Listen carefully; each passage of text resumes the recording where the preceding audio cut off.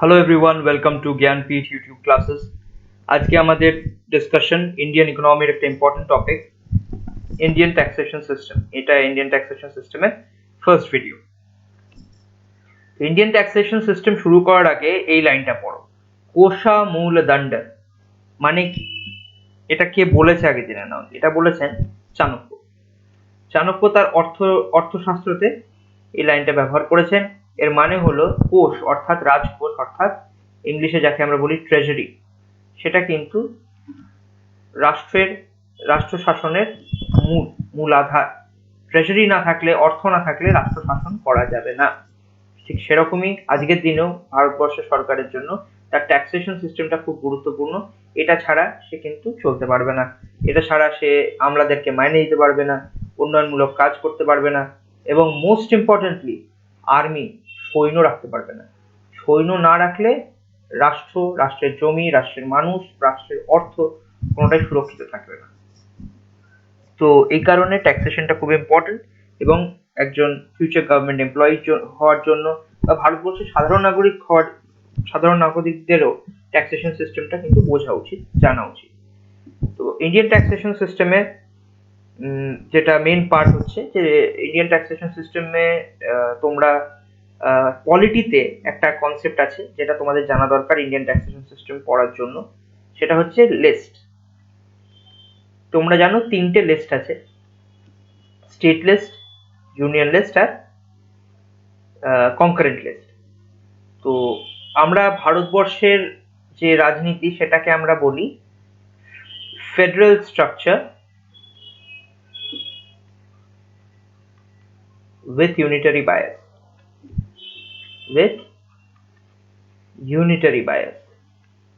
এটা কিন্তু এই লিস্টের সাথে খুব ওতপ্রোতভাবে জড়িত। ইউনিটারি বায়াস এই কনসেপ্টটা কোথা থেকে নেওয়া হয়েছিল? এটা নেওয়া হয়েছিল কানাডা থেকে, কানাডার সংবিধান থেকে। তোমরা পলিটিতে পড়েছো। পলিটির এই কনসেপ্টটা কিন্তু ইন্ডিয়ান ট্যাক্সেশন সিস্টেম পড়ার জন্য খুব প্রয়োজনীয়। তো ফেডারেল স্ট্রাকচারে কি বলা হয়েছে যে তিনটে লিস্ট আছে, স্টেট লিস্ট, ইউনিয়ন লিস্ট এবং কনকারেন্ট লিস্ট। স্টেট লিস্ট মানে সেই বিষয় যেটা নিয়ে রাজ্যরা নিয়ম বানাবে, ইউনিয়ন লিস্ট সেই বিষয়গুলো যেটা নিয়ে ইউনিয়ন নিয়ম বানাবে, সেন্ট্রাল গভর্নমেন্ট নিয়ম বানাবে বা পার্লামেন্ট নিয়ম বানাবে। কনকারেন্ট লিস্ট সেগুলো যেটা দুজনেই নিয়ম বানাতে পারে, কিন্তু যদি দুজনের মধ্যে ক্ল্যাশ হয় দুজনে বানানোর নিয়ম নিয়ে, তাহলে কিন্তু সেন্ট্রাল একটা আপহোল্ড হবে কনকারেন্ট লিস্টের ক্ষেত্রে। এটা নাম্বার ওয়ান। আর নাম্বার টু হচ্ছে যে বিষয়গুলো তিনটের মধ্যে কোনো লিস্টেই নেই, সেগুলো যদি ফিউচারে আসে, সেটাও সংবিধানে বলা ছিল যে সেগুলো নিয়ে নিয়ম ইউনিয়ন গভর্নমেন্ট বা পার্লামেন্ট বানাবে, সেন্ট্রাল বানাবে। তো এই যে দুটো পাওয়ার এক্সট্রা ইউনিয়নকে দেওয়া আছে, একটা দুটোর ক্ষেত্রে দুটোর কনফ্লিক্ট হলে কে কারটা আপহোল্ড হবে, পার্লামেন্টেরটা, ইউনিয়নেরটা, এবং যদি নতুন কোনো বিষয় আসে সেটা নিয়েও ইউনিয়ন নিয়ম বানাবে। এই দুটোর ফলে আমরা বলি এখানে একটা ইউনিটারি বায়াস আছে, সেন্ট্রালের দিকে একটুখানি ঝুঁকে আছে। তার মানে সেন্ট্রালকে আমরা বেশি পাওয়ার দিয়েছি আমাদের এই স্ট্রাকচারে। এই কনসেপ্টটা কানাডাতেও সেম। তো এটা ইন্ডিয়ান ট্যাক্সেশন সিস্টেমে এটা ইম্পর্টেন্ট। কেন ইম্পর্টেন্ট আমি এর পরের যে ভিডিওতেই পরেই বলবো। ইন্ডিয়ান ট্যাক্সেশন সিস্টেমে ট্যাক্সেস আছে দু রকমের ট্যাক্স আছে। একটা হচ্ছে ডিরেক্ট ট্যাক্স, একটা হচ্ছে ইনডিরেক্ট ট্যাক্স। ডিরেক্ট আর ইনডিরেক্টের মধ্যে কি তফাৎ চলো বোঝাই। ধরো তুমি একজন ট্যাক্স পেয়ার, তুমি ডিরেক্টলি তোমার থেকে সরকার যে ট্যাক্সটা পায় সেটা তুমি ডিরেক্টলি সরকারকে দিলে, এটা হচ্ছে ডিরেক্ট ট্যাক্স। এর উদাহরণ ইনকাম ট্যাক্স, সবচেয়ে কমন উদাহরণ। যে তুমি আয় করো, তুমি সাপোজ 10 লক্ষ টাকা আয় করছো, 10 লক্ষ টাকার 30% ট্যাক্স দিতে হচ্ছে তোমাকে। 30% হলে তুমি 30,000 টাকা সোজাসুজি সরকারকে, সরি, 3 লাখ টাকা, 30% 3 লাখ টাকা তোমাকে সোজাসুজি সরকারকে দিয়ে দিচ্ছ। গভর্নমেন্টের একটা ওয়েবসাইট আছে ই ফাইলিং বলে, সেখানে গিয়ে তুমি এটা পে করে দিচ্ছ। এছাড়া আর একটা উপায় কি হতে পারে? আর একটা কেস হচ্ছে, এটা হচ্ছে ডিরেক্ট ট্যাক্সের উদাহরণ। সেকেন্ড ইনডিরেক্ট ট্যাক্সের উদাহরণ কি? তুমি গেলে একটা দোকানে, দোকানদারের থেকে তুমি বিস্কিট কিনলে, দোকানদারকে তুমি 5 টাকা দিলে। এই 5 টাকার মধ্যে 1 টাকা হচ্ছে ট্যাক্স। দোকানদার এই 1 টাকাটা সে যখন যে কোম্পানি থেকে বিস্কিটটা কিনেছিল সেই কোম্পানিকে কোম্পানির দামের সাথে এই 1 টাকাটাও দেয়, এবং কোম্পানি এই 1 টাকাটা গভর্নমেন্টকে দেয়। এই 1 টাকাটা কে পে করছে অ্যাকচুয়ালি? এই 1 টাকাটা পে করছো তুমি। তুমি কে? তুমি ক্রেতা বা উপভোক্তা। কিন্তু অ্যাকচুয়ালি গভর্নমেন্ট কার থেকে পাচ্ছে? গভর্নমেন্ট আর তোমার থেকে পাচ্ছে না, গভর্নমেন্ট এটা পাচ্ছে কোম্পানির থেকে। মানে ইনডিরেক্টলি তোমার টাকাটাও পাচ্ছে, সে কারণে এটাকে বলা হয় ইনডিরেক্ট ট্যাক্স। তাহলে ইনডিরেক্ট ট্যাক্সটা কিসের ক্ষেত্রে প্রযোজ্য? যখন তুমি কিছু কিনছো, তুমি ক্রেতা বা উপভোক্তা হচ্ছ, তখন তুমি বিক্রেতাকে যে ট্যাক্সটা দিচ্ছে এবং বিক্রেতা সেই ট্যাক্সটা যখন গভর্নমেন্টকে দিচ্ছে, তখন সেটা ইনডিরেক্ট ট্যাক্স বলা হয়। তো ডিরেক্ট ট্যাক্স এবং ইনডিরেক্ট ট্যাক্স, এটার জন্য দুটো আলাদা বোর্ড গঠন করা হয়েছে। ডিরেক্ট ট্যাক্সেসের জন্য যে বোর্ডটা গঠন করা হয়েছে সেটা হচ্ছে সিবিডিটি বা central board of direct taxes, central board of direct taxes. আর আরেকটা হচ্ছে, আগে ছিল এটার নাম CBEC, central board of excise and customs. এখন জিএসটি আসার পর এই বোর্ডের নাম হয়ে গেছে central board of indirect taxes and customs. এই ই এর জায়গায় আই এসে গেছে, এক্সাইজ কথাটা চলে গেছে, এখন এসে গেছে ইনডিরেক্ট ট্যাক্সেস। এই দুটো বোর্ডই ডিপার্টমেন্ট অফ রেভিনিউ এর আন্ডারে। ডিপার্টমেন্ট অফ রেভিনিউ মানে যেটা সরকারের আয়ের জায়গা, ডিপার্টমেন্ট অফ রেভিনিউ কিসের আন্ডারে? মিনিস্ট্রি অফ ফিনান্সের আন্ডারে। ভারতবর্ষের এখন finance minister Mrs Nirmala Sitharaman, এখন মানে আজকের দিনে যখন আমি এটা ভিডিও রেকর্ড করছি 2020 অক্টোবরে, তখন নির্মলা সীতারামন ফিনান্স মিনিস্টার, এবং ওনার আন্ডার ডিপার্টমেন্ট অফ রেভিনিউ, এটার জন্য একটা রেভিনিউ সেক্রেটারি আছে। তোমরা প্রেজেন্ট রেভিনিউ সেক্রেটারি যখন এক্সাম দিতে যাবে, প্রেজেন্ট যে রেভিনিউ সেক্রেটারি তার নামটা নামটা ডেফিনেটলি দেখে যাবে, ঠিক আছে, রেভিনিউ সেক্রেটারি। এবং তার আন্ডারে দুটো বোর্ড, সেই দুটো বোর্ডের চেয়ারম্যানের নামও দেখে যাবে। সেটা আমি প্রেজেন্টলি যে আছে তাদের নামগুলো বলে দিচ্ছি, তার আগে একবার দেখে নাও। প্রথমে আমরা দেখব ডিরেক্ট ট্যাক্সেস। ডিরেক্ট ট্যাক্সেস এর দুটো ডিরেক্ট ট্যাক্সেস কতগুলো আছে, তোমাদেরকে একটা উদাহরণ দিলাম ইনকাম ট্যাক্সের, এছাড়াও কিন্তু অন্যান্য ডিরেক্ট ট্যাক্সেস আছে। তো number 1 obviously income tax. Direct taxes কি কি আছে? Income. Number 2 corporate tax. Corporate tax মানে কোম্পানিদেরকে যে ট্যাক্সটা পে করা হয়, কোম্পানিরা তাদের লাভের উপরে যে ট্যাক্সটা দেয় সেটা হচ্ছে কর্পোরেট ট্যাক্স। তৃতীয়ত ইনকাম ট্যাক্স কিন্তু ইন্ডিভিজুয়ালরাও দেয় আবার কোম্পানিও দেয়।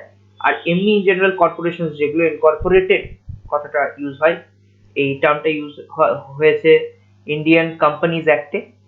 ইন্ডিয়ান কোম্পানিজ অ্যাক্ট যেটা আগে ছিল সেটা ছিল 1956 এ, কোম্পানিজ অ্যাক্ট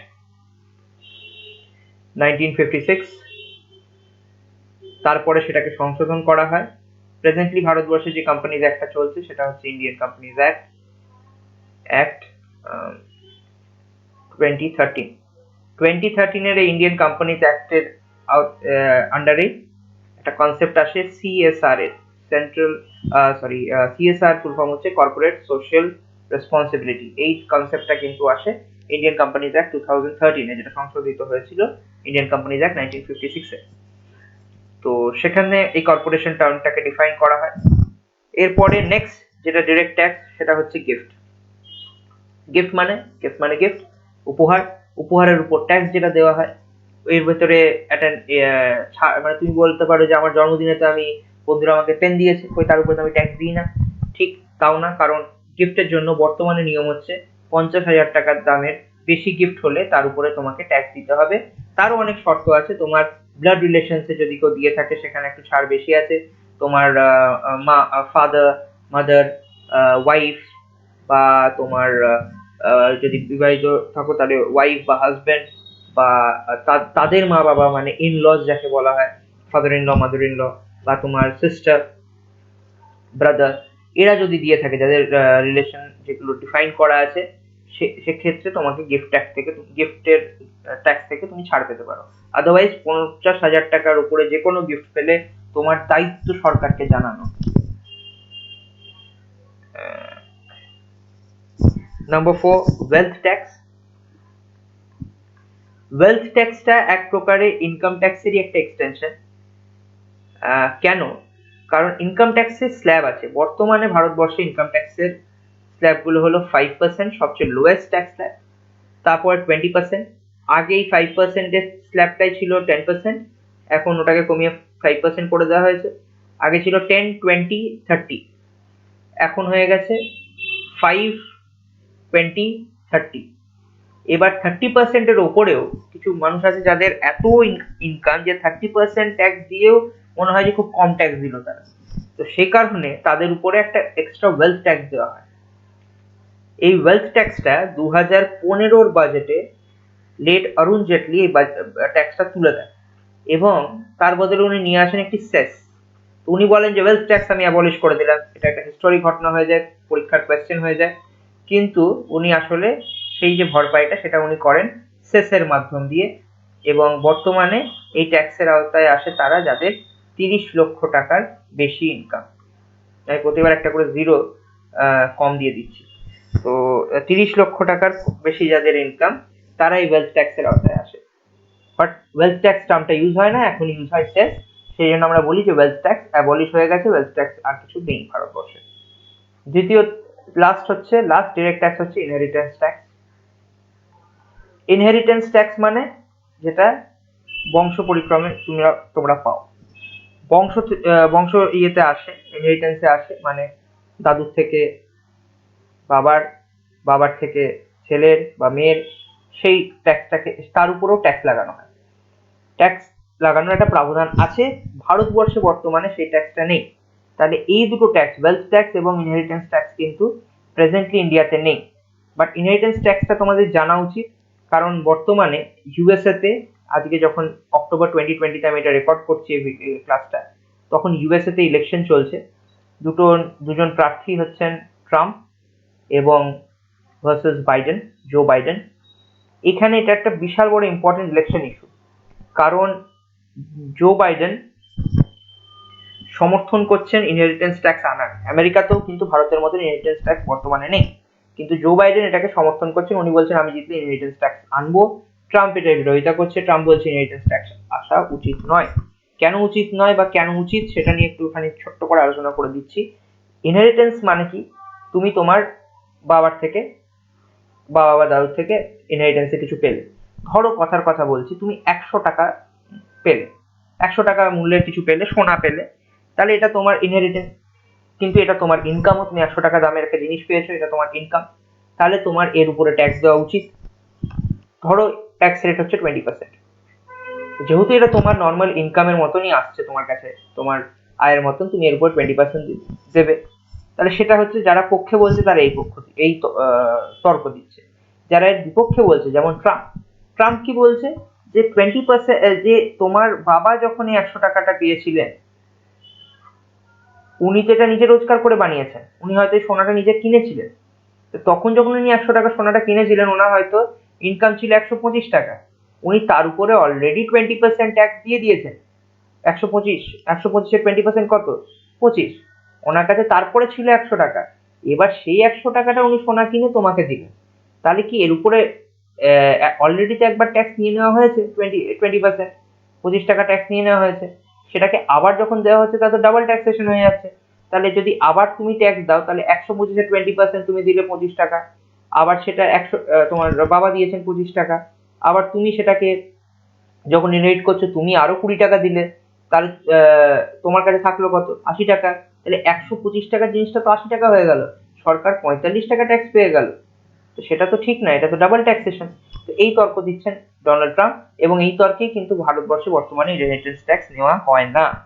তাহলে আমরা পড়লাম ডিরেক্ট ট্যাক্সেস 5টা: income tax, corporate tax, gift tax, wealth tax এবং ইনহেরিটেন্স ট্যাক্স। বর্তমানে ওয়েলথ ট্যাক্স এবং ইনহেরিটেন্স ট্যাক্স ভারতবর্ষে নেই।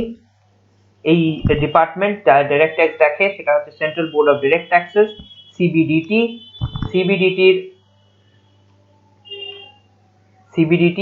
সিবিডিটির চেয়ারম্যান হচ্ছেন, প্রেজেন্ট চেয়ারম্যান কে? চেয়ারম্যান অফ সিবিডিটি হচ্ছেন পি সি মোদি, নরেন্দ্র মোদি নয়, পি সি মোদি। তো মোস্ট প্রবাবলি ওনার ফুল নেম হচ্ছে প্রমোদ চন্দ্র মোদি। তো পিসি মোদি হচ্ছেন বর্তমানে সিবিডিটির চেয়ারম্যান। ঠিক তেমনই এরপর আমরা ইনডিরেক্ট ট্যাক্সেস পড়বো। ইনডিরেক্ট ট্যাক্সেসে যেটা CBIC, central board of indirect taxes and customs, এটার চেয়ারম্যান হচ্ছেন এখন এম অজিত কুমার, ইনি জানুয়ারি 2020-তে, এবছরই উনি ইনডাইরেক্ট ট্যাক্সেস ডিপার্টমেন্টের চেয়ারম্যান হয়েছেন, central board of indirect taxes and customs. এর আগে ছিলেন পিকে দাস। পিকে দাসের পর M Ajit Kumar CBIC chairman হয়েছেন। এরা দুজনই আইএএস অফিসার, পিসি মোদিও আইএএস অফিসার। এরপরে চলো আমরা দেখব ইনডিরেক্ট ট্যাক্সেস। ইনডিরেক্ট ট্যাক্সেস কনসেপ্টটাকে খুব ভালোভাবে বুঝবে, কারণ ইনডিরেক্ট ট্যাক্সেস যত তোমার ক্লিয়ার হবে তত জিএসটি কনসেপ্টও ক্লিয়ার হবে, এবং জিএসটি প্রেজেন্টলি ইন্ডিয়ার ট্যাক্সেশন সিস্টেমে আছে, তাই জিএসটি কে বোঝা খুব প্রয়োজন। জিএসটি কে বোঝার জন্য ইনডিরেক্ট ট্যাক্সেস কে বোঝা প্রয়োজন। ইনডিরেক্ট ট্যাক্সেস শুরু করার আগে বলি কত প্রকারের ইনডিরেক্ট ট্যাক্সেস আছে। প্রথম ইনডিরেক্ট ট্যাক্স যেটা, আচ্ছা ইনডিরেক্ট ট্যাক্সেস একটা ইন্টারেস্টিং ব্যাপার যেটা আমি ডিরেক্ট ট্যাক্সেস বলতে ভুলে গেছি, যে ডিরেক্ট ট্যাক্সেস কিন্তু কালেক্ট করে শুধুমাত্র ইউনিয়ন গভর্নমেন্ট। তার মানে ডিরেক্ট ট্যাক্সেসটা ইউনিয়নের আন্ডারে আসে, ইউনিয়ন লিস্টের আন্ডারে আসে, স্টেট লিস্ট বা কনকারেন্ট লিস্টের আন্ডারে নয়। ইনডিরেক্ট ট্যাক্সেস কিন্তু একটু জটিল, কারণ ইনডিরেক্ট ট্যাক্সেসের কিছু বিষয় ইউনিয়ন লিস্টে আসে, কিছু বিষয় সেন্ট্রাল লিস্টে আসে। তো সে কারণে ইনডিরেক্ট ট্যাক্সেসের যে টাইপগুলো, বিভিন্ন ট্যাক্সগুলো আমরা পড়বো, সেটার মধ্যে এটাও জানতে হবে যে কোনটা সেন্ট্রালের জুরিসডিকশনে, কোনটা স্টেটের জুরিসডিকশন। তো প্রথম কাস্টমস। কাস্টমস জিনিসটা কি? যখন বিদেশ থেকে কোনো জিনিস আসে বা বিদেশে যায় তখন তার উপরে যে ট্যাক্সটা লাগানো হয় সেটা হচ্ছে কাস্টমস। তো বিদেশের সাথে যখন সম্পর্কের কথা হচ্ছে, মানে ফরেন ব্যাপারটা কার লিস্টের আন্ডারে? ইউনিয়ন লিস্টের আন্ডারে। বিদেশ মন্ত্রণালয় কেন্দ্রের হয়, রাজ্যের কোনো বিদেশ মন্ত্রণালয় হয় না। তো ফরেন, তার মানে এটা ইউনিয়নের আন্ডারে কাস্টমস। সেকেন্ড হচ্ছে এক্সাইজ। What is excise? এক্সাইজটা খুব মজার জিনিস, এটাকে তোমাকে মডার্ন হিস্ট্রির সাথে একটু কানেক্ট করে পড়লে বেশ মজা লাগবে। এক্সাইজ হচ্ছে যখন ফ্যাক্টরিতে কিছু ধরো একটা গুডস, ভারতবর্ষে যখন একটা উৎপাদন করা হয় একটা বস্তুর, তখন সেই গুড, সেটাকে বলা হয় গুডস। আমি কিন্তু সার্ভিসের কথা বলছি না, সেবাতে এখনো যায়নি। গুডস এর উৎপাদন হচ্ছে, উৎপাদন গুডস এর দুটো পার্ট আছে, একটা হচ্ছে প্রোডাকশন, একটা হচ্ছে সেল। প্রোডাকশন আর একটা হচ্ছে সেল। তো বা selling, AC double L I, production বা সেল। তো দুটো ক্ষেত্রেই দুটো ট্যাক্স লাগানো হয়। প্রোডাকশনের উপর যে ট্যাক্স লাগানো হয় সেটা হচ্ছে এক্সাইজ। সেটা কে কালেক্ট করে? সেটা কালেক্ট করে সেন্ট্রাল গভর্নমেন্ট বা ইউনিয়ন, যেটাকে আমরা বলছিলাম ইউনিয়ন। এটা কেন লাগানো হয়েছিল? এটা এসেছিল ইংরেজদের আমলে, ব্রিটিশ গভর্নমেন্ট যখন ছিল তখন, যাতে ভারতীয় উৎপাদন বিদেশের বাজারে গিয়ে ইংরেজদের উৎপাদনকে কম্পিট না করতে পারে, সে কারণে এই এক্সাইজটা লাগানো হতো ফ্যাক্টরি আউটপুটের ওপরে। তাহলে তো স্বাধীন ভারতে এটা বন্ধ হয়ে যাওয়া উচিত, কিন্তু হয়নি, কারণ এটা থেকে এত অর্থ উপার্জন হতো কেন্দ্র এবং রাজ্য সরকারের, যে তারা এটাকে বন্ধ করে। রাজ্য সরকার কেন বললাম? কারণ স্টেট এক্সাইজ বলেও একটা ডিপার্টমেন্ট আছে, যেটার তোমরা জানো যে আবগারি দপ্তর যেটা অ্যালকোহলের উপর ট্যাক্স লাগায়, তারাও কিন্তু এই স্টেট এক্সাইজের আন্ডারে। তো এটা একটা বেশ ইন্টারেস্টিং ব্যাপার, যে যে জিনিসটা ইংরেজরা ভারতীয়দেরকে কমজোর করার জন্য করেছিল সেটা কিন্তু স্বাধীন ভারতেও কন্টিনিউ হতে থাকে, আনটিল জিএসটি আসে। জিএসটি তে এটা সাবজিউম হয়ে যায়, জিএসটি এটাকে ভেতরে নিয়ে নেয় এক্সাইজকে। তার মানে এক্সাইজ এখনো কিন্তু আছে, বাট ওটা জিএসটি আন্ডারে এসে গেছে। থার্ড হচ্ছে সেলস ট্যাক্স। সেলস ট্যাক্স মানে এই গুডস যেটা প্রডিউস হয়েছে সেটা এবার বিক্রি হচ্ছে, এটা আবার স্টেটের আন্ডারে, স্টেট গভর্নমেন্টের আন্ডারে সেলস ট্যাক্স। আচ্ছা, এরপরে চলো ফিরে যাই একটু আমাদের প্রথম, যখন তোমাদেরকে বললাম এই ফেডারেল স্ট্রাকচারের গল্পটা। ফেডারেল স্ট্রাকচার মানে রাজ্য এবং কেন্দ্রের ক্ষমতা আলাদা আলাদা করা আছে, কিন্তু আমি বলেছিলাম সেকেন্ড পয়েন্ট, যে যখন এমন কোনো বিষয় আসবে যেটা সংবিধানে লেখা নেই, সেটা নিয়ে আইন কে বানাবে? সেটা নিয়ে আইন বানাবে ইউনিয়ন গভর্নমেন্ট, সেটা চলে যাবে ইউনিয়ন গভর্নমেন্টের আন্ডারে। যখন ভারত স্বাধীন হয়, যখন সংবিধান তৈরি হয়, তখন শুধুমাত্র গুডস এর উপরেই ট্যাক্স লাগানো হতো, উৎপাদনের উপরে ট্যাক্স লাগানো হতো। 1991 এর যখন লিবারালাইজেশন হয়, তখন দেখা যায় যে সার্ভিসও একটা বড় সেক্টর। কারণ কেন? তখন আইটি আসে, টেলিকম আসে, এগুলো একটা বড় সেক্টর, এখানে ভালো টাকার খেলা হচ্ছে। কিন্তু এটার উপরে কেউ ট্যাক্স লাগাতে পারছে না, কারণ এটা তো কোনো গুডস বিক্রি করছে না। তাহলে কি করা যায়? তখন এলো সার্ভিস ট্যাক্সের গল্প। তো সার্ভিস ট্যাক্সের যখন গল্প এলো, তখন বলা হলো যে এই নিয়ে তো সংবিধানে কিছু লেখা নেই। যখন সংবিধানে কিছু লেখা নেই, তাহলে এটা কে পাবে? এটা পাবে আমাদের ইউনিয়ন গভর্নমেন্ট, স্টেটরা পাবে না। স্টেটদের বেড়ে গেল দুঃখ যে আমরা পাচ্ছি না, কি করব। তখন বিশেষ করে ধরো ওয়েস্ট বেঙ্গলের মতন স্টেট, যেখানে আইটি তখন আছে, বুম হচ্ছে, রাজ্য সরকার সে স্পেশাল ইকোনমিক জোনস দিচ্ছে, তার ট্যাক্স কমিয়ে সে জমিতে ছাড় দিচ্ছে। এই ধরো আমাদের এখানে যেরকম সেক্টর 5 আছে, রাজারহাটে আইটি হাব তৈরি হচ্ছিল, তো সেখানে রাজ্য সরকাররা ছাড় দিচ্ছে, কিন্তু সেখান থেকে যে ট্যাক্স ইনকাম হচ্ছে সেটা চলে যাচ্ছে সেন্ট্রালের কাছে, ইউনিয়নের কাছে। তো এটা তো ভারী দুঃখের ব্যাপার। সেম কেস কর্ণাটকাতেও, যেখানে ব্যাঙ্গালোরে সিলিকন ভ্যালি তৈরি হচ্ছিল, সেখানকার সরকারের একই সমস্যা। দিল্লিতেও তাই, নয়ডাতে ইউপির সরকার নয়ডাতে তারও সেম সমস্যা। তো তখন তারা সবাই মিলে বললো যে আমরাও একটা সার্ভিস ট্যাক্সের মতন একটা জিনিস লাগাবো, কিন্তু বললো সার্ভিস ট্যাক্স তো তোমাদের আওতায় আসে না। বললো ঠিক আছে, তাহলে একটা অল্টারনেট জিনিস। সার্ভিস মানে কি? সার্ভিস মানে একটা জিনিস আমি নিচ্ছি, ধরো তুমি রেস্তোরাঁতে গেলে, হোটেলে গেলে, তো হোটেল কি করছে? হোটেল তোমার 10 টাকা কেজি আলু, ঠিক আছে, সেটাকে ভেজে তোমাকে 100 টাকা ফ্রেঞ্চ ফ্রাই দিচ্ছে। 100 টাকা ফ্রেঞ্চ ফ্রাই তোমাকে 10 টাকা কেজি আলু কিনে সে 100 গ্রাম আলু 100 গ্রাম আলু ভেজে দিচ্ছে। 100 গ্রাম আলু মানে 1 টাকার আলু। সেটার সাথে আরো হয়তো 5-10 টাকার তেল বা দিয়ে জ্বালাচ্ছে, তেল গ্যাস পুড়িয়ে তোমাকে 15 টাকার জিনিসটা হয়তো তোমাকে আরো 100 টাকায় বিক্রি করছে। তাহলে এই যে 100 মাইনাস 15 ইজ ইকুয়ালস টু 85, এটা কি? এটা হচ্ছে ভ্যালু এডিশন।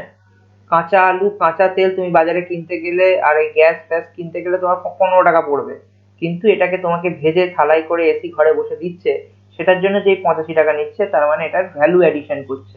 তখন স্টেটরা বললো যে সার্ভিস মানে অ্যাকচুয়ালি হচ্ছে ভ্যালু এডিশন, তাই জন্য আমরা লাগাবো ভ্যালু অ্যাডেড ট্যাক্স বা ভ্যাট। ভ্যাটটা লাগানো হয়েছিল 2005-এ। 2005-এ ভ্যাট আসে, এবং ভ্যালু অ্যাডেড ট্যাক্স লাগানো হয়, সেটা লাগায় স্টেট গভর্নমেন্ট। তাহলে ইনডিরেক্ট ট্যাক্সেসে এলো আরেকটা জিনিস, ভ্যাট। ফাইনালি একটা ছোট্ট জিনিস, সেটা হচ্ছে এন্টারটেনমেন্ট ট্যাক্স। এটা তো বুঝতেই পারছো, এন্টারটেনমেন্টের জন্য সিনেমা হলে তোমরা যখন যাও দেখবে ই ট্যাক্স লেখা থাকে। ওটা এডুকেশন ট্যাক্স না, ওটা এন্টারটেনমেন্ট ট্যাক্স, ফুর্তি করার ট্যাক্স। তো সেটা তোমাকে সেন্ট্রাল গভর্নমেন্ট, সেটাও স্টেট কালেক্ট করে। ঠিক আছে, এবার এলো আমাদের মহামহিম জিএসটি। মাননীয় জিএসটি এসেছেন। জিএসটি এসে বললেন যে এত ট্যাক্স, একজন সেন্ট্রাল, একজন স্টেট, একজন এতগুলো ট্যাক্স ভারী সমস্যার জিনিস। এবার একটা মজার জিনিস দেখো, তোমরা যখন হোটেলে খেতে যাও, তুমি যদি জিএসটি আই কার্ড তোমাদের কত বাড়িতে যদি বিল থাকে, তাহলে দেখবে যে হোটেলে যখন তোমরা খেতে যেতে, তোমাদের প্রথমে নেওয়া হতো সার্ভিস ট্যাক্স, কারণ হোটেল সেবা দিচ্ছে। আবার সেটার পর সার্ভিস ট্যাক্স লেখার পর, ধরো তুমি 100 টাকা জিনিস খেলে, তোমার থেকে 15 টাকা সার্ভিস ট্যাক্স নেওয়া হলো, হয়ে গেল 115। এবার এই 115-র উপরে আবার ভ্যাট লাগানো হতো। ভ্যাট পশ্চিমবাংলায় তখন অ্যারাউন্ড 2.5% ছিল, 2.5% আরো ভ্যাট লাগানো হলো। এবার কত আসছে? অ্যারাউন্ড অ্যারাউন্ড 4 টাকা মতন। তাহলে 119 টাকা তোমার থেকে বিল করে দিল। এবার এখানে একটা জিনিস যদি তোমরা খেয়াল করো, যে তুমি কিন্তু ভ্যাটটা তোমার 100 টাকার উপরে দিচ্ছ না, তুমি ভ্যাটটা দিচ্ছ 115 টাকার উপরে। তার মানে তুমি ট্যাক্সের উপরে ট্যাক্স দিচ্ছ। এই যে ট্যাক্স অন ট্যাক্স, এই একটা কনসেপ্ট খুব গুরুত্বপূর্ণ। ট্যাক্স অন ট্যাক্স, এটা কিন্তু জিএসটির আগে হতো এবং এখনো জিএসটি তে হয়, এটাকে দূর করার চেষ্টা চলছে। ট্যাক্স অন ট্যাক্স, এটাকে বলা হয় ক্যাসকেডিং এফেক্ট। কেন এটাকে ক্যাসকেডিং এফেক্ট বলা হয়? কারণ তোমরা যদি দেখো, কাঠের পুতুল থাকে, একটা কাঠের পুতুল এরকম থাকে, মেলায় পাওয়া যায়, তার ভেতরে আরেকটা পুতুল থাকে, তার ভেতরে আরেকটা পুতুল থাকে, এইটাকে বলা হয় ক্যাসকেডিং। ঠিক এরকমই একটা ট্যাক্স, তার ভেতরে আছে আরেকটা ট্যাক্স, তার ভেতরে আছে আরেকটা ট্যাক্স। যেমন এক্সাইজ, যখন ফ্যাক্টরিতে উৎপাদন হচ্ছে, তার উপর এক্সাইজ লাগানো হচ্ছে। 100 টাকার একটা জিনিস, তার উপরে ধরো 10% এক্সাইজ, দাম হয়ে গেল তার 110। এবার সে যাচ্ছে, সে ধরো এনিথিং লাইক পটেটো চিপস, ঠিক আছে? পটেটো চিপস উৎপাদন হচ্ছে, ফ্যাক্টরিতে তৈরি হলো, তারপরে এক্সাইজ লাগানো হলো, 100 টাকার চিপস 110 টাকা হয়ে গেল। এবার এই 110 টাকার চিপস চলে গেল কোনো রেস্তোরাঁতে, রেস্তোরাঁতে তোমাকে কাটলেটের সাথে এই চিপসটা দেওয়া হলো, ঠিক আছে? রেস্তোরাঁ তোমাকে এটা ধরো 150 টাকায় বিক্রি করছে, ঠিক আছে? 150 টাকার মধ্যে তার লাভ কত? তার লাভ থাকা উচিত 50 টাকা, কারণ জিনিসটার তো দাম 100 টাকা, কিন্তু সে যেহেতু খরচা করে ফেলেছে 110 টাকা, তার লাভ থাকছে 40 টাকা। এবার এই 150 টাকার মধ্যে 110 টাকা হচ্ছে জিনিসটার দাম, আর 40 টাকা হচ্ছে লাভ। এবার এর উপরে তুমি আবার দিচ্ছ সার্ভিস ট্যাক্স, সার্ভিস ট্যাক্স দিচ্ছ, সার্ভিস ট্যাক্স দেওয়ার পরে দাম হয়ে যাচ্ছে সাপোজ সিম্পলিসিটির জন্য 170 টাকা। এরপরে তুমি আবার এর উপরে ভ্যাট দিচ্ছ, ভ্যাট দেওয়ার পরে 170-এর উপর ট্যাক্স লাগছে। ভ্যাট কত? ভ্যাট ধরো আরো 10% সাপোজ সিম্পলিসিটির জন্য, তাহলে 100, এই 187। এই সেই চিপসটা যেটা তুমি রেস্তোরাঁতে গিয়ে কাটলেটের সাথে খাচ্ছ, তার জন্য এক্সট্রা নিচ্ছে 187 রুপিস। এর অ্যাকচুয়াল দাম কত ছিল? 100 টাকা। তাহলে এই যে 87 টাকা হয়ে গেল, এটা কি পুরোটাই দোকানদারের লাভ? না, দোকানদারের লাভ শুধু 40%, 40 টাকা তোমার এই হোটেলওয়ালা। তাহলে বাকি 47 টাকা সরকার ট্যাক্স নিল। সরকারের কি 47 টাকা ট্যাক্স নেওয়ার কথা? দেখি তো, সরকারের কথা 10% ট্যাক্স নেওয়ার এখানে এক্সাইজ, তারপরে আরো ধরো এটাকে সিম্পলিসিটি করে দিই, 20% করে দিই, এটা 80, ঠিক আছে? তাহলে এটা হয়ে গেল 198, ঠিক আছে? প্রথমে 100 টাকা এক্সাইজ, 100 টাকা ফ্যাক্টরিতে উৎপাদন, 10% এক্সাইজ মানে 10 টাকা, দাম হয়ে গেল 110 টাকা। এবার 40 টাকা প্রফিট, সেটার উপরে 40 টাকা প্রফিট, দাম হয়ে গেল 150 টাকা। এবার 150 টাকার উপরে service tax at the rate of 20%, দাম হয়ে গেল 180 টাকা। এই তার মানে কত নিচ্ছে? 30 টাকা, দাম হয়ে গেল 180 টাকা। এর উপরে 10% ভ্যাট, দাম হয়ে গেল 198। 100 টাকার জিনিসের দাম হয়ে গেল 198। কত দাম বাড়লো? 98 রুপিস। এর মধ্যে ট্যাক্স কত আর লাভ কত? এর মধ্যে প্রফিট হচ্ছে শুধুমাত্র 40 টাকা, আর ট্যাক্স হচ্ছে 58 রুপিস। ট্যাক্স হওয়া কত উচিত? 10% প্লাস 20% প্লাস 10% মানে 40%। 100 টাকার উপরে 40% ট্যাক্স হওয়া উচিত, মানে 40 টাকা ট্যাক্স হওয়া উচিত, কিন্তু ট্যাক্স হয়ে গেছে কত? 58। তাহলে 18 টাকা যে এক্সট্রা নেওয়া হচ্ছে, এটা কেন হচ্ছে? এটা হচ্ছে ক্যাসকেডিং এফেক্টের জন্য। এইটা একটা সমস্যা ছিল জিএসটি আসার আগে। এই সমস্যার সমাধান করার জন্য আনা হয় জিএসটি তে ইনপুট ট্যাক্স ক্রেডিট, আইটিসি, এবং গুডস এন্ড সার্ভিসেস ট্যাক্স। এই সব কটা ট্যাক্সকে একটা সাবজিউম করে দেওয়া হয় এবং স্ট্যান্ডার্ড রেট আনা হয়। অল ইন্ডিয়াতে একটা সিঙ্গেল ট্যাক্স রেট থাকে, দিল্লিতে খেলে আলাদা রেট ট্যাক্স দিতে হচ্ছে, বেঙ্গলে খেলে আলাদা রেটে ট্যাক্স দিতে হচ্ছে। এই সমস্যা আজকে নেই, আজকে সিঙ্গেল, তাহলে ওয়ান নেশন ওয়ান ট্যাক্সের আইডিয়াটা তখন আসে এবং ওখান থেকে জিএসটি শুরু হয়। সেটা আমরা এর পরের ভিডিওতে পড়ব। তাহলে এই ভিডিওটাকে জাস্ট একবার রিভাইজ করে নি শেষ করার আগে। তোমরা ইন্ডিয়ান ট্যাক্সেশন সিস্টেম প্রথমেই পড়লাম। ট্যাক্সের জরুরি, ট্যাক্স কত জরুরি সেটা চাণক্য বলে গেছিলেন আজ থেকে প্রায় 2500 বছর আগে তার অর্থশাস্ত্রতে। সেখানে তারপরে পড়লাম ভারতের পলিটির যে স্ট্রাকচারটা ট্যাক্স সংক্রান্ত, ফেডারেল স্ট্রাকচার, মানে স্টেটের আন্ডারে কিছু বিষয় আছে, ইউনিয়নের আন্ডারে কিছু বিষয় আছে, আর কনকারেন্ট লিস্টে আছে, এবং এর বাইরে যেগুলো আছে সেগুলো নিয়েও ইউনিয়নের নিয়ম বানাবে। তারপরে আমরা চলে এলাম ডিরেক্ট ট্যাক্স ও ইনডিরেক্ট ট্যাক্স। ডিরেক্ট ট্যাক্সে কি হচ্ছে? ডিরেক্ট ট্যাক্সের যে ট্যাক্স পেয়ার সে নিজে গভর্নমেন্টকে ডিরেক্টলি ট্যাক্স দিচ্ছে। ইনডিরেক্ট ট্যাক্সে যার পকেট থেকে ট্যাক্স বেরোচ্ছে সে কিন্তু সরাসরি সরকারকে দিচ্ছে না, সে কারোর মাধ্যমে দিচ্ছে। এই দুটো হয়ে গেল ইনডিরেক্ট ট্যাক্স। এই দুটো নিয়ে ভারতবর্ষে দুটো বোর্ড গঠন হয়েছে, একটা হচ্ছে ডিরেক্ট ট্যাক্সের বোর্ড সিবিডিটি, একটা হচ্ছে ইনডিরেক্ট ট্যাক্সেস এর বোর্ড, এটা সিবিডিটি, একটা হচ্ছে সিবিআইসি। সিবিডিটির চেয়ারম্যান পিসি মোদি, আর CBIC chairman M Ajit Kumar জানুয়ারি 2020-তে এই পোস্টে তাকে দেওয়া হয়েছে। এরপরে আমরা চলে এসেছি ডিরেক্ট ট্যাক্সেস এ। ফার্স্টে ডিরেক্ট ট্যাক্সেস আছে 5টা, তার মধ্যে দুটো ভারতবর্ষে অ্যাবলিশড, 3টে আছে। ইনকাম ট্যাক্স, কর্পোরেট ট্যাক্স আর গিফট ট্যাক্স। ইনকাম ট্যাক্স ইন্ডিভিজুয়ালসরাও দেয়, কর্পোরেটরাও দেয়। কর্পোরেট ট্যাক্স শুধুমাত্র কর্পোরেটরা দেয়। গিফট হচ্ছে 50,000 টাকার উপরে তুমি যা পাবে, তোমার যদি ব্লাড রিলেশন শেষে না আসে তাহলে তার উপরে তোমাকে ট্যাক্স দিতে হবে, আদারওয়াইজ তোমাকে এমনিও গভর্নমেন্টকে ডিসক্লোজ করতে হবে। এরপরে ইনডাইরেক্ট ট্যাক্স। ইনডাইরেক্ট ট্যাক্সেসে আমরা দেখলাম যে কত রকমের ইনডাইরেক্ট ট্যাক্সেস আছে, প্রায় 6টা। তার মধ্যে 1টা, 2টো, 3টে ইউনিয়ন গভর্নমেন্ট কালেক্ট করে, 1টা, 2টো, 3টে স্টেট গভর্নমেন্ট কালেক্ট করে। এইগুলোকে আমরা সাবজিউম করলাম জিএসটির আন্ডারে। জিএসটিতে এই চারটে এই 5টা ট্যাক্স একসাথে চলে আসলো। তাহলে শুধু বাদকে থাকলো কাস্টমস। কাস্টমসটাকে পুরো আলাদা রাখা হলো, কিন্তু বাকি যে 5টা ট্যাক্স এই সবকটা মিলে হয়ে গেল জিএসটি। তাহলে যদি কোয়েশ্চেন আসে জিএসটি আন্ডারে কোন কোন ট্যাক্স মূলত এসেছে, তোমরা হয়তো পড়েছিলে যে জিএসটি আন্ডারে 40টা ট্যাক্স এসে গেছে, সেখানে অক্ট্রয় আছে, সেগুলো আমরা যখন জিএসটি পড়বো একটু ডিটেলসে বলবো। বাট আপাতত যেগুলো মেন ট্যাক্সেশন সেন্ট্রাল গভর্নমেন্ট এবং স্টেট গভর্নমেন্টের, সেখানে তার মধ্যে থেকে এই 5টা tax excise, sales tax, service tax এবং ভ্যাট এবং এন্টারটেইনমেন্ট ট্যাক্স জিএসটি এর আন্ডারে এসে গেছে। এইগুলো, এটা আপাতত ইনডাইরেক্ট ট্যাক্সেসের এতটাই। এরপরে তোমাদেরকে দেখালাম যে এই ট্যাক্সেশন সিস্টেমের ডিমেরিটটা কি। মেন ডিমেরিট হচ্ছে cascading effect, tax on tax, এটা একটা সমস্যা। এরপরে জিএসটি যখন আসে সেই সমস্যাটাকে সমাধান করার চেষ্টা আশ্বাস দিয়ে আসে, এখনো সেটা পুরোপুরিভাবে সমাধান হয়নি, যদিও ইনপুট ট্যাক্স ক্রেডিটের প্রভিশন কিন্তু আছে।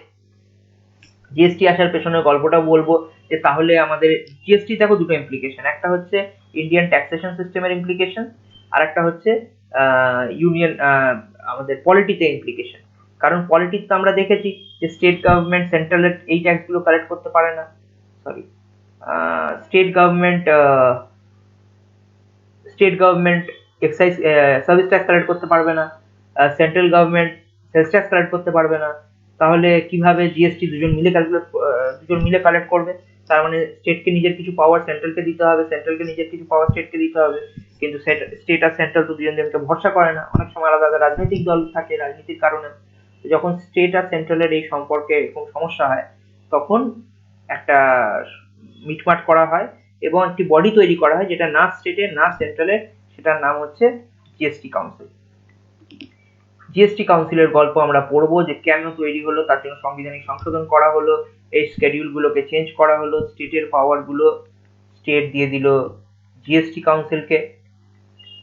কাউন্সিলকে এবং সেন্ট্রালও তার পাওয়ার গুলো দিয়ে দিল জিএসটি কাউন্সিলকে। তাহলে জিএসটি কাউন্সিল এখন শক্তিশালী একটি বডি হয়ে গেল। তাহলে দুজনেরই প্রতিনিধি থাকা উচিত, স্টেটের প্রতিনিধিরাও থাকে, সেন্ট্রালের প্রতিনিধিরাও থাকে, দুজনেরই পাওয়ারটাকে, ভোটিং পাওয়ারগুলোকে ব্যালেন্স করা হয়েছে।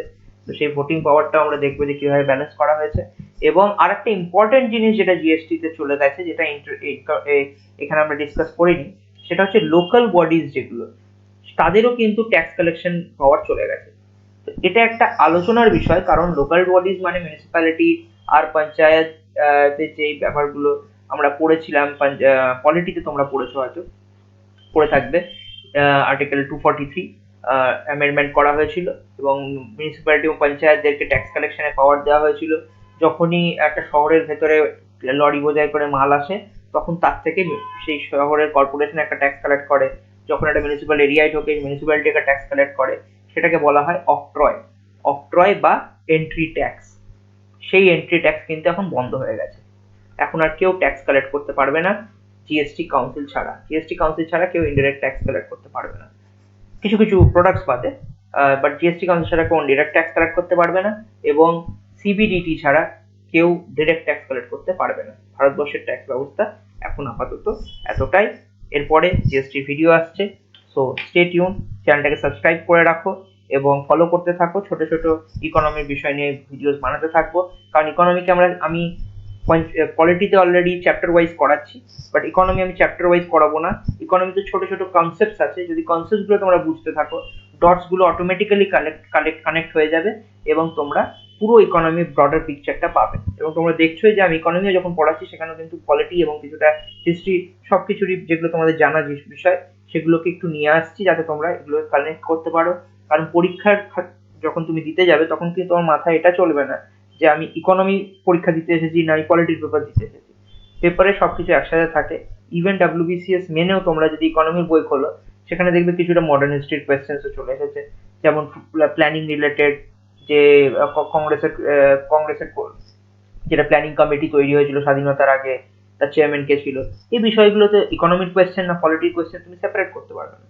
বাট WBCS ছাড়াও অন্যান্য পরীক্ষা যখন তোমরা দিতে যাবে, সেখানে তো বলে দেওয়া হবে না যে আজকে ইকোনমি বা পলিটি কোন পেপার, সব একসাথে থাকে। তো সবকিছুকে একসাথে কানেক্ট করো এবং দেখবে যে কোনো সাবজেক্টই একে অপরের থেকে আলাদা নয়, সবই ইন্টিগ্রেটেড ভাবে পড়লে জিনিসগুলো মাথাতেও থাকবে। Okay, so stay tuned, take care, by.